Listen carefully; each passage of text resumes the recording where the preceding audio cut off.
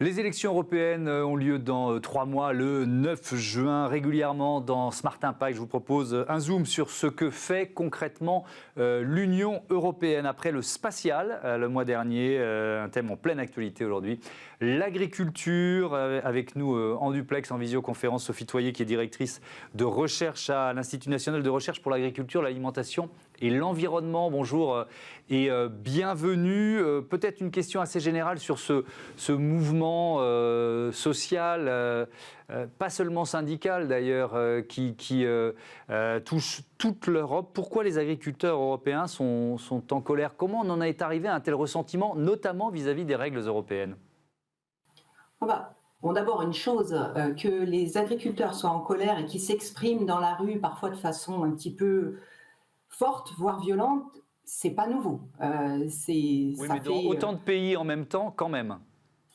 Un peu plus, vous avez raison. Je pense que la dimension européenne de l'expression de ce mécontentement-là est nouvelle. En tout cas, on l'avait entendu en 92 au moment de la réforme de la PAC, donc ça existait quand même déjà avant. Alors, je pense que le feu couvait depuis longtemps. Les agriculteurs, dans leur grande majorité, sont très gênés par à la fois par le sentiment que leur revenu est très faible au regard des capitaux qu'ils immobilisent et puis du travail qu'ils fournissent. Et c'est vrai, par unité de travail ou par unité d'euros immobilisés sur une exploitation en moyenne en France, c'est 1 million d'euros. Donc c'est beaucoup d'argent immobilisé, eh bien il génère finalement peu de revenus, puis un revenu très variable du fait de la variation des prix sur les marchés mondiaux, du fait des accidents climatiques. Et puis ce qui a mis le feu aux poudres, en tout cas en France, mais aussi dans d'autres pays comme l'Allemagne, ça a été la décision européenne de réduire la ristourne fiscale qui était donnée sur le gazole non routier, qui est celui qu'ils utilisent dans leurs tracteurs, en fait. Oui, donc ça, c'est vraiment, c'est vraiment l'élément déclencheur. On va détailler ensuite d'autres questions liées au Green Deal, au pacte vert, qui ne concerne pas que l'agriculture évidemment, mais qui est perçu par les agriculteurs parfois comme un peu punitif. Un chiffre qui est important dans le cadre de la politique agricole commune, les agriculteurs français reçoivent chaque année plus de 9 milliards d'euros de subventions européennes. C'est rapidement, Sophie Toyer, c'est la France qui touche le plus, ce qui est logique? Oui, tout à fait. C'est logique parce que finalement, c'est le plus gros pays agricole européen et comme en gros, les budgets sont calculés sur la surface agricole utile de chaque pays, eh bien, c'est nous qui touchons le plus, effectivement. Ouais. Mais Donc, nous donnons aussi beaucoup à l'Europe. Oui, il faut le rappeler, on donne effectivement, on contribue beaucoup au budget de la politique agricole commune. Parlons de ce pacte vert européen et de ce qui doit arriver s'il est mis en œuvre pour nos agriculteurs. Quels sont peut-être les changements les plus problématiques pour eux? Alors, d'abord, vous avez raison de le dire, on a beaucoup stigmatisé le pacte vert. Le pacte vert, c'est une feuille de route, c'est un projet, mais qui pour l'instant ne s'est pas traduit véritablement fortement dans les contraintes auxquelles font face les agriculteurs, en fait. C'est toute une série de réglementations ou des directives qui doivent être mises en place dans les années à venir. Donc, en fait, ce qui aujourd'hui entre autres, préoccupe les agriculteurs, c'est la petite traduction des ambitions du pacte vert qui en ont été faites dans la PAC de 2023 qu'on vit actuellement.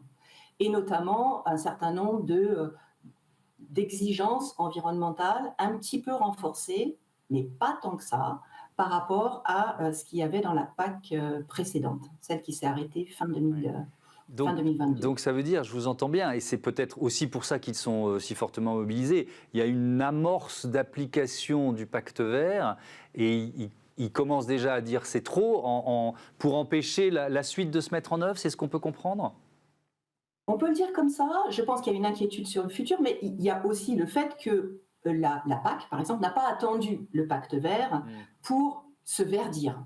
Voilà. En 2014, il y a eu ce qu'on a appelé le verdissement de la PAC. Le pacte vert n'existait pas à l'époque, où on a pris un tournant environnemental assez fort en proposant qu'une partie des aides que touchent les agriculteurs soit conditionnée à la mise en œuvre de pratiques agricoles plus respectueuses de l'environnement. Donc, pour eux, c'est pas nouveau, quoi. Peut-être ce qui aujourd'hui crispe beaucoup, c'est le fait qu'il y a une multiplication de ces demandes environnementales qui se traduisent dans beaucoup de dispositifs de la PAC différents et qui fait que pour un agriculteur qui reçoit tout ça, c'est un amoncellement d'exigences à droite à gauche qu'il lui faut respecter et sur lesquelles parfois même il a du mal à s'y retrouver. Je dirais même que les conseillers agricoles qui les accompagnent eux-mêmes sont un petit peu perdus. Oui, avec des normes supplémentaires. Est-ce qu'il y a aussi des injonctions contradictoires? En tout cas, c'est ce que nous disent certains agriculteurs. Est-ce que, en fait, la question centrale, c'est et elle vaut pour l'agriculture, mais pas seulement. Et ça vaut pour d'autres secteurs dans lesquels l'Union européenne a un pouvoir et un poids important. C'est la rapidité de la transformation environnementale. On est face à une urgence climatique et en matière de biodiversité. On aurait peut-être dû prendre ces décisions à 10 ans, mais bref, c'est aujourd'hui qu'il faut les prendre. Sauf que ça craque. C'est cette impression que nous donne ce conflit des agriculteurs. Est-ce qu'il y a une norme ou une accélération de normes qui vous semble un peu emblématique?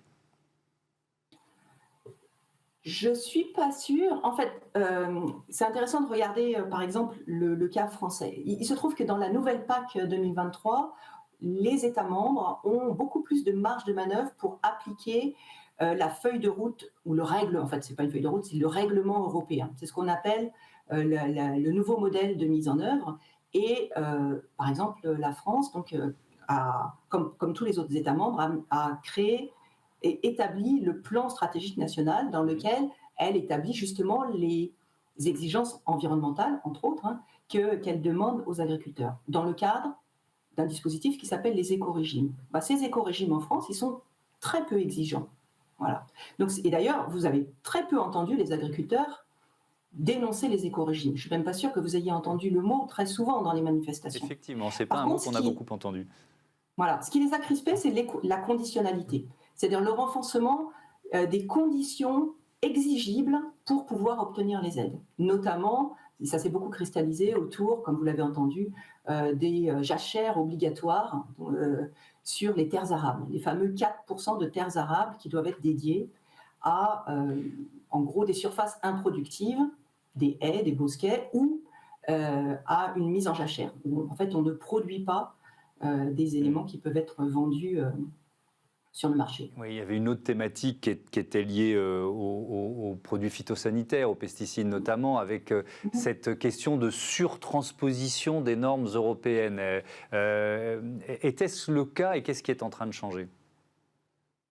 Alors, donc la surtransposition, normalement, ça veut dire que quand on traduit le droit européen en droit national, eh bien, on irait au-delà des exigences minimales demandées par l'Union européenne. Donc, dans le cas des pesticides, c'est variable. En France, il y a effectivement, donc, on autorise la mise en marché d'un certain nombre de produits pesticides. Et on peut, dans certains cas, la France, l'ANSES, en fait, peut décider d'appliquer des restrictions sur la mise en marché de ces pesticides ou sur leur usage aussi, même quand ils sont autorisés, plus strictes que dans d'autres États membres. Et c'est ça que les agriculteurs traduisent comme étant de la surtransposition, qui n'en est pas tout à fait, et dont ils estiment qu'elles peuvent créer pour eux une distorsion de concurrence avec leurs voisins européens. Là, on ne parle pas forcément de la distorsion de concurrence avec le reste du commerce international hors Union européenne. Mais sur les pesticides, peut-être par rapport à l'Espagne, on est plus strict, mais par rapport à l'Allemagne, pas forcément beaucoup plus, en fait. Un dernier mot, il nous reste une minute, c'est passé trop vite. Peut-être sur le bio, je vais donner un chiffre, 14% des exploitations françaises qui sont engagées dans le bio. Alors il y a eu un vrai coup de frein en matière de consommation, mais je voudrais qu'on parle de rémunération. Est-ce que les agriculteurs qui sont passés au bio, pour certains font marche arrière parce qu'ils se sentent mal rémunérés? Oui, je pense qu'il y a eu une partie de ça. C'est dommage, c'est lié en grande partie à la crise du pouvoir d'achat, l'inflation, qui a fait qu'un certain nombre de consommateurs se sont détournés des produits bio parce que finalement l'alimentation, bizarrement, c'est la variable d'ajustement lorsque le pouvoir d'achat se restreint un peu chez les consommateurs. beaucoup plus que d'autres choses comme l'électronique ou les vacances. Et donc, il y a...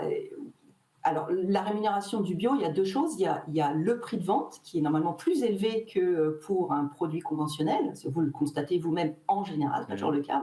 Et puis, les aides que la PAC donne. Et là aussi, les aides de la PAC ont été réduites par rapport à ce qu'elles étaient avant. Merci. Et c'est ça aussi qui les dommage. Oui, évidemment. Merci beaucoup, Sophie Toyer, et à bientôt sur Bismart. On passe à notre débat. Comment améliorer le bilan carbone des usines automobiles passées à l'électrique ?